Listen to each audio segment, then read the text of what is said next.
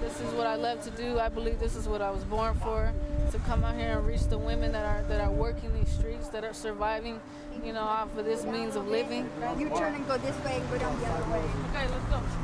I was an underage prostitute for many years, and then I became addicted to drugs and alcohol, and my life kind of spiraled out of control.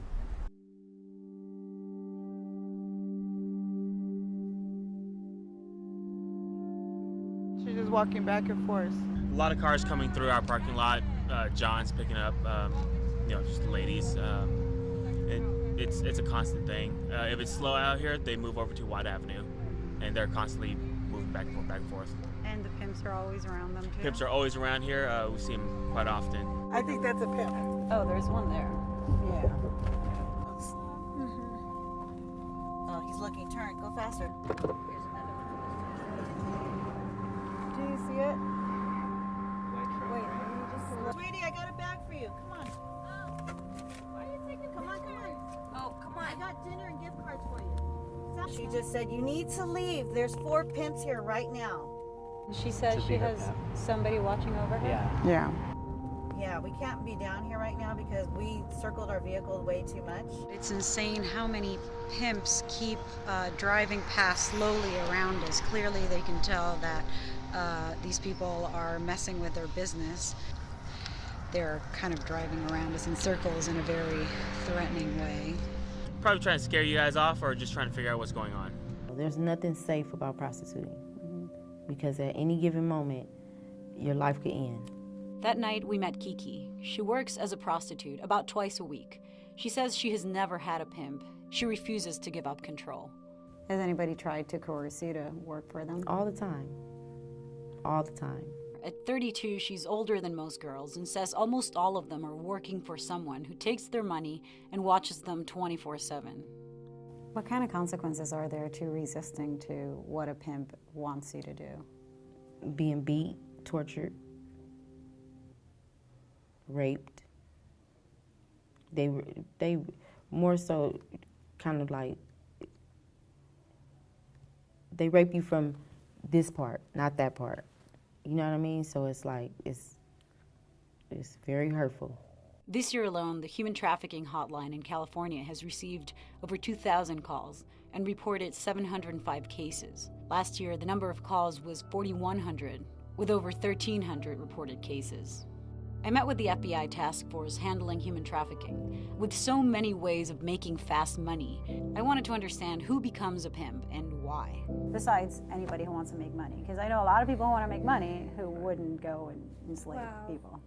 They're typically criminals to begin with.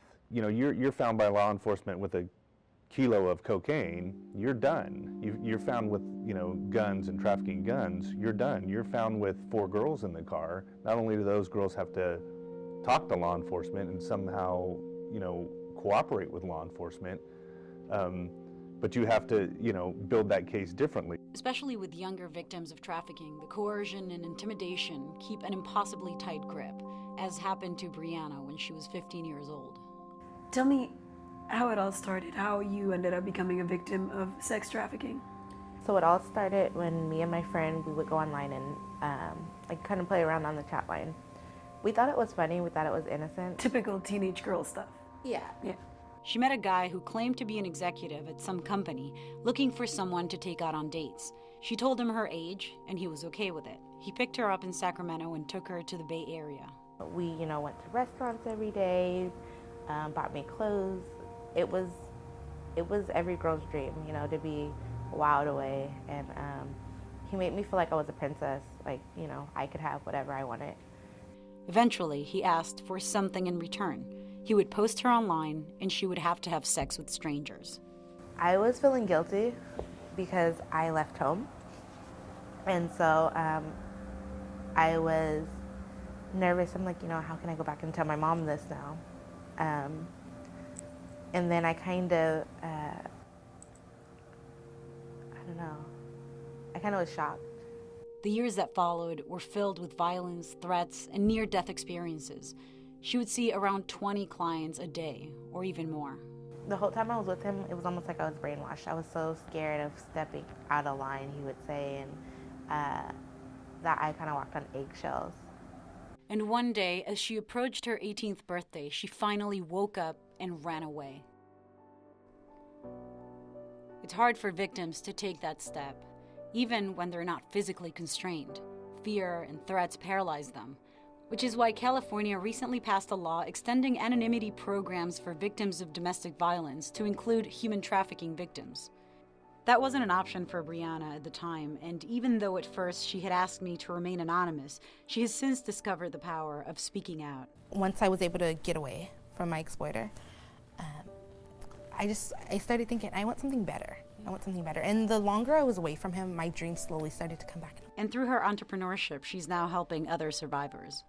We are working on starting a business training course for survivors of human trafficking, as well as youth that will empower them and teach them about business as well. Sacramento's been known as a capital for trafficking, but according to the FBI, that's not because our numbers are higher, but because we do a better job reporting. Still, for law enforcement, activists, and others rescuing survivors, it's a long and dark road ahead.